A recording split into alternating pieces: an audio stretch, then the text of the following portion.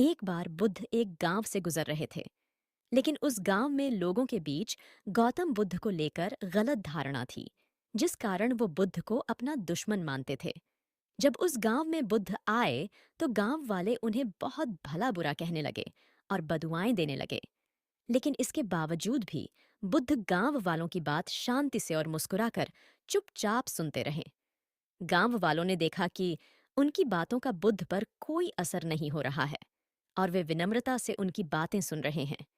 गांव वाले जब बोलते बोलते थक गए तो आखिर में बुद्ध ने कहा कि यदि आप सभी की बातें समाप्त हो गई हो तो मैं अब प्रस्थान करूं। बुद्ध की बात सुनकर गांव वाले हैरान रह गए। लेकिन उस भीड़ में एक व्यक्ति ने बुद्ध से कहा कि हमने तुम्हारी कोई प्रसन्नता नहीं की है, हम तुम्हें बदुआएं दे रहे हैं, क्या इससे तुम्हें कोई फर्क नहीं पड़ता? बुद्ध मुस्कुराते हुए बोले, जाओ, मैं आपकी गालियां या बद्दुओं को लेता ही नहीं।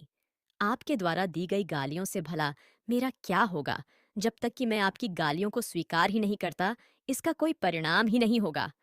जानते हैं, कुछ दिन पहले एक व्यक्ति ने मुझे बहुत सारे उपहार दिए, लेकिन मैंने उसे लेने से मना कर दिया। जब मैं लूंगा ही नहीं तो कोई मुझे कैसे दे पाएगा?